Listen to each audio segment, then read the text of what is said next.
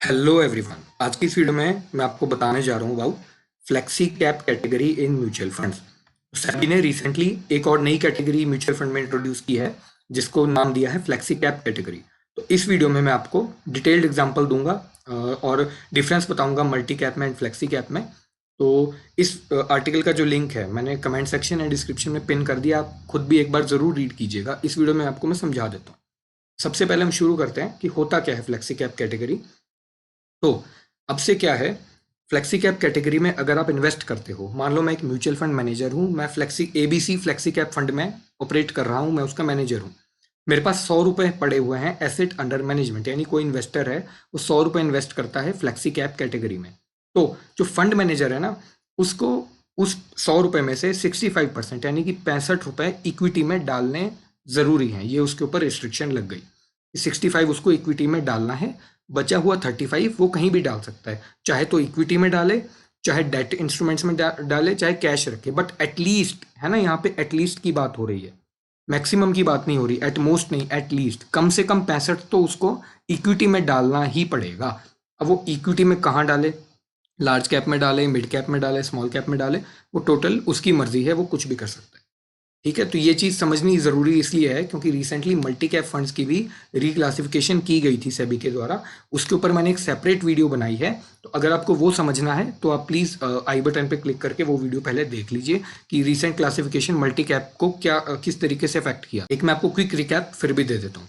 For example, multi cap fund में अगर आप आज की डेट में इन्वेस्ट करते हो 100 रुपये, तो जो म्यूचुअल फंड मैनेजर है उसको उस 100 रुपये में से 25 रुपये लार्ज कैप में डालने ज़रूरी हैं, 25 रुपये मिड कैप में डालने ज़रूरी हैं, 25 रुपये स्मॉल कैप में डालने ज़रूरी हैं। तो 100 रुपये में से 75 रुपये तो यूटिलाइज हो गए, बचे 25 रुपये। तो उसके लिए उसके पास फ्री चॉइस है कि वो कहीं भी डाल सकता है, चाहे वो कैश रिटेन करे अपने पास, चाहे वो डेट इंस्ट्रूमेंट्स में डाले, चाहे इक्विटी में डाले, वो उसकी मर्जी है। बट एटलीस्ट हर सेगमेंट में, large cap, mid cap, small cap में उसको 25-25-25 रुपये तो डालने ही हैं। ये बात हो गई मल्टी कैप की। अब फ्लेक्सी कैप इससे अलग कैसे है? फ्लेक्सी कैप जो है, जैसा कि इस आर्टिकल में बताया गया कि काफ़ी ज़्यादा फ्लेक्सिबिलिटी दे देता है एक फंड मैनेजर को इन्वेस्टमेंट डिसीजंस लेने के लिए, राइट। तो फ्लेक्सी कैप में अगेन हम 100 रुपये का एग्जांपल लेते हैं। मैं एक म्यूचुअल फंड मैनेजर हूँ, आप एक इन्वेस्टर हो, आप मुझे 100 रुपये देते हो, तो मेरे लिए मैंडेटरी है कि उस 100 रुपये में से 65 रुपीज़, 65% पैसे मैं डालूं कहाँ पे, लार्ज कैप में, मिड कैप में या स्मॉल कैप में। बेसिकली इक्विटी में मैं इन्वेस्ट करूंगा। आप समझे मेरी बात? तो आपके जो 65 रुपीज़ हैं वो इक्विटी में जाएंगे, इतना आपको एश्योरेंस हो गई कि 65 रुपये तो मेरे इक्विटी में जाएंगे। किस रेशो में जाएंगे, लार्ज कैप में कितना जाए, मिड कैप में कितना जाए, स्मॉल कैप में कितना जाए, वो मेरी मर्जी है। ठीक है, आप कंफ्यूज मत होइए। मल्टी कैप में मेरी मर्जी नहीं थी, एक एसेट मैनेजर की मर्जी नहीं थी कि 25 इसमें डाल दिए तो 50 इसमें डाल दूं, कुछ इसमें डाल दूं ना। 25 डालने हैं हर एक, तीनों में हर एक में 25-25-25 डालने हैं। बट फ्लेक्सी कैप में टोटल मुझे बता दिया भाई तुमको 65 इक्विटी में डालना है। अब तुम कितने लार्ज कैप में डाल रहे हो, कितने मिड कैप में, कितने स्मॉल कैप में, उससे कोई फर्क नहीं पड़ता। वो टोटली डिस्क्रिशन है किसकी, म्यूचुअल फंड मैनेजर की। एक चीज हमको समझ में आती। अच्छा, अब बच गए 35 रुपए। तो अगेन 35 रुपए पे उसको फुल फ्री चॉइस है, वो चाहे कैश रिटेन करे, चाहे डेट इंस्ट्रूमेंट्स में डाले, चाहे वो इक्विटी में और डाल दे।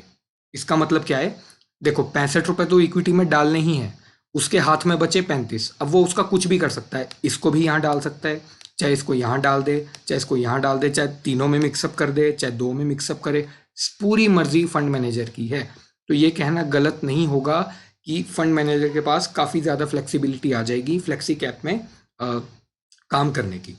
एक चीज़ और, जब अगर आप ये मान लो कि फ्लेक्सी कैप कैटेगरी आ गई है तो आप किस में इन्वेस्ट करना चाहोगे? तो मेरे ख्याल से तो जो अभी तक मल्टी कैप फंड्स जो ऑपरेट कर रहे थे, सफोकेशन में कर रहे थे ऑपरेट, नई क्लासिफिकेशन के बाद उनको डेफिनेटली कहीं ना कहीं लगा होगा कि उनकी जो पावर्स हैं वो कम हो जाएंगी मल्टी कैप को जिस तरीके से वो ऑपरेट कर सकते थे। लेकिन फ्लेक्सी कैप कैटेगरी आने से मुझे लगता है कि काफ़ी ज़्यादा जो मल्टी कैप फंड्स हैं वो शिफ्ट कर जाएंगे फ्लेक्सी कैप कैटेगरी में, क्योंकि यहाँ पे फंड मैनेजर के पास काफ़ी ज़्यादा डिस्क्रिशन है काम करने की। तो ये बेसिकली छोटा सा एक अपडेट था। तो डेफिनेटली फ्यूचर में भी मैं आपको इस पर अपडेट्स देता रहूँगा कि कौन कौन से फंड्स जो है मार्केट में इंट्रोड्यूस हुए हैं, किसकी क्या एक्सपेंस रेशियो है, वगैरह वगैरह सब चीज़ मैं आपको बताऊंगा। तो बेसिकली आपको multi cap and flexi cap में फ़र्क पता होना चाहिए।